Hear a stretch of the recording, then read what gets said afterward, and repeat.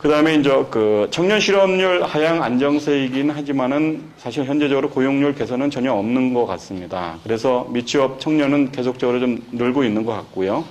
그다음에 이제 청년 실업자 문제 관련해서 정부에서 발표하는 그런 걸 보면은 뭐 청년 실업률이 한 8% 정도. 뭐 이것은 사실은 이제 전체 실업률 관련 3.1%를 기준으로 한다고 그러면 한 2.6배 정도 되는, 그러니까 이제 실업률이 높다는 거죠. 그리고 청년 실업자는 한 34만 명 정도 되고 하는데, 여기서 이제 문제는 뭐냐면은 또 구직 단념자나 취업 준비생, 또 취업 무관심자, 뭐 이런 것들을 좀 포함하게 되면은 한 110만 명 정도가 지금 된다고 이렇게 통계청에서 발표를 하고 있습니다. 그래서 이런 부분까지 한다고 그러면은 사실 110만이라는데 이게 적은 인원이 아니죠. 그래서 이 청년 실업 문제는 굉장히 사회적인 문제이고 어떻게 보면 국가적인 큰 아젠다이다라고 이렇게 말씀을 드릴 수 있고요.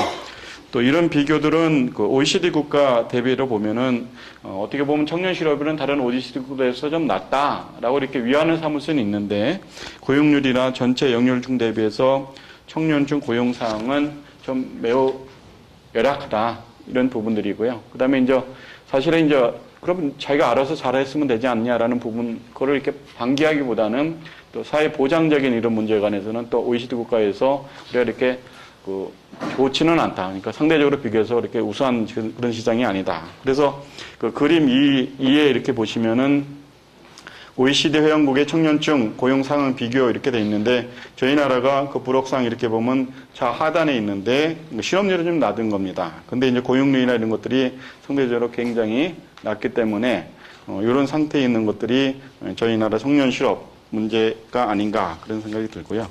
그러면 이런 원인과 좀 특징은 뭔가라는 부분에 관련해서 첫 번째로 청년 실업 문제는 고학력 청년층의 과잉 공급 또는 사연업 수요와 괴리된 교육, 또 고학력으로 인한 높은 기대 임금의 수준, 또 근로의욕의 취약 등으로 야기된 공급 측면의 구조적인 미스매치의 중요한 원인이라고 될 수 있는데 이게 보통 이제 이 청년 실업 얘기할 때는 이 얘기를 좀 많이 하시거든요.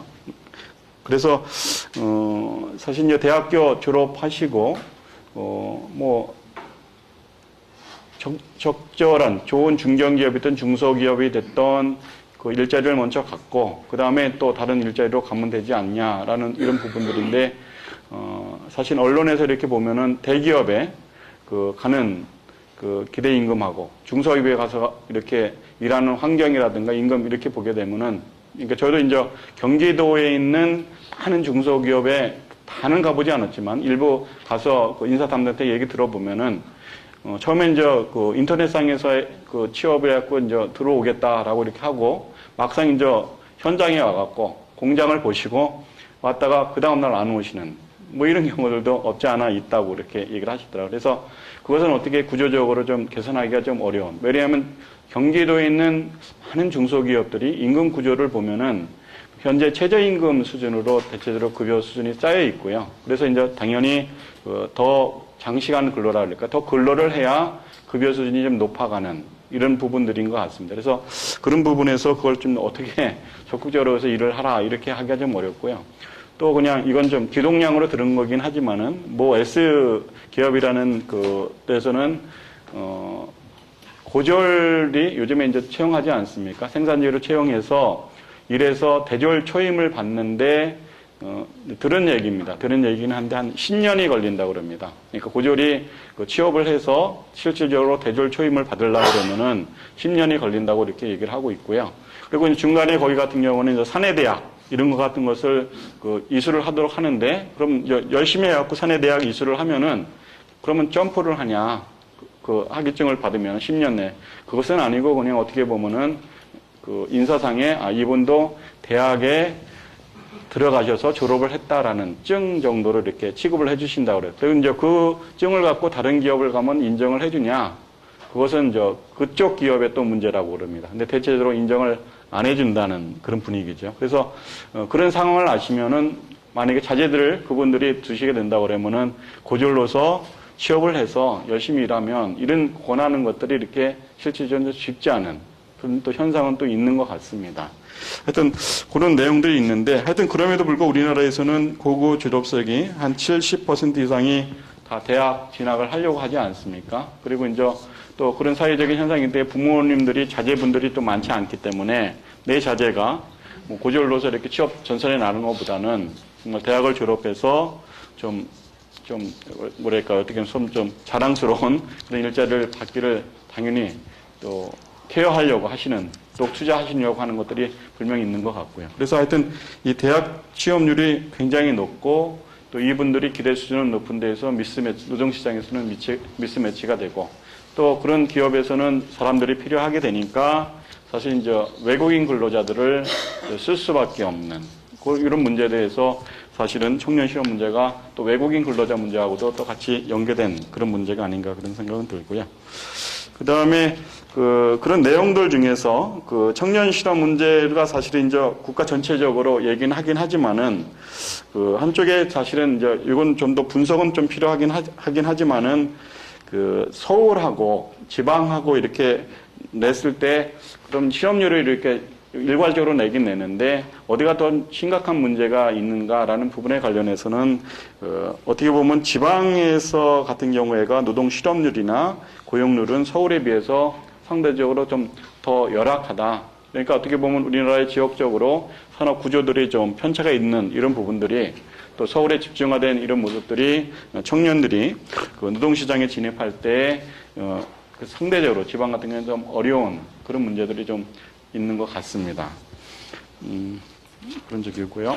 그 다음에 구체적인 내용들은 쭉 있긴 있는데요. 그럼 오늘 이제 사실은 제가 말씀드리고 싶은 거 관련해서 그럼 청년 고용 정책은 좀 어떻게 풀어가는 것이 좋을 것인가라고 해서 사실은 노동 문제가 전 부처적으로 이 일자리 문제를 해결하고 얘기하고 있고 특히 이제 청년 일자리도 마찬가지긴 한데 정부 부처 내에서는 대체적으로 고용노동부에서 주관해서 청년 취업 문제 관련 프로그램들을 여러 가지 좀 운영을 하고 있습니다. 그래서 나름대로 정부에서는 좀 노력하고 있는 부분들이 있는데 거기에 이제 더 덧붙여서 이제 뭐를 할 것인가 라는 그런 논의들이 아마 이번 총선이나 대선에서 얘기된 부분들이 아닌가 그런 생각이 드는데요.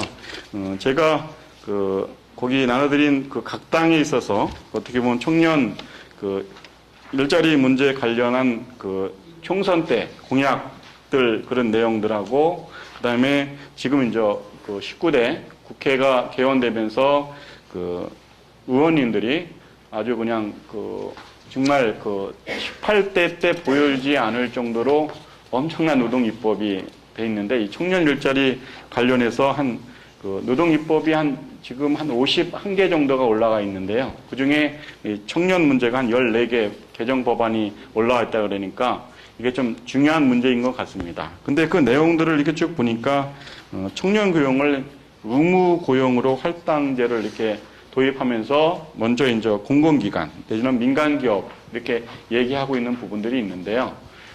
사실 이제 정책은 뭐 이렇게 국회에서 입법적으로 하면 되는데 공공기관이야 뭐 정부에서 하라고 하면은 좀 수긍하는 부분들이 있긴 있는데 이제 민간 부분에서 결국 이제 이걸 받아들여야 되는데 이런 부분들이 적절한지 이런 부분들은 좀 논란이 좀 있을 수 있는 부분들인데 그래서 이제 바라건대는 각 당에서 얘기한 거나 또 의원님들이 얘기하는 이런 입법들이 현재 노동시장에서 순기능적으로 이렇게 가기를 좀 바라긴 하는데 이제 민간 기업에 계신 그러니까 특히 이제 경제단체에서 이렇게 얘기하고 있는 이런 부분들에 관해서는 이 의무고용 할당 이 부분들이 사실 이제 청년만 있는 것들은 아니고 뭐 장애인도 있고 또 여러 가지 이렇게 의무 할당하는 것들이 있지 않습니까? 근데 이제 이런 것들의 퍼센티지가 뭐 3%, 뭐 5% 이렇게 우리가 말은 하기 쉬운데 이렇게 된다고 그러면은 이제 그 기업 입장에서 만약에 이제 항상 우선시하는 게 이제 경쟁력인데 국내에서 요즘에 이제 대기업 같은 경우 잘 안 되면은 그냥 일 자체를 일감을 국외로 국외로 주기도 하고 어떤 경우는 공장 자체를 그냥 다 통째로 넘기기도 하지 않습니까? 그래서 그런 시장하고 이 기능이 같이 어떻게 연계될 것인지 뭐 이런 것들은 좀 신중한 그런 검토가 필요하고 특히 이제 공공기관이 먼저 본을 보이면은 민간 기업도 따라온다라는 부분들은 지금 시장 기능이 아까 대기업 같은 경우에는 실질적으로 경제 성장 뭐 매출이나 이런 것들이 엄청 늘어도 실질적인 고용이 그렇게 되지 않는 이런 것들을 보게 되면은 실질적인 고용이 필요하지 않은데 할당을 더 주게 된다 그러면은 기업에서 나름대로 그것을 받아들이기는 쉽지는 않지 않겠는가. 그래서 이런 부분들은 좀 신중하게 검토될 전체적인 법안들이 아닌가라는 좀 생각은 들고요. 그다음에 그 내용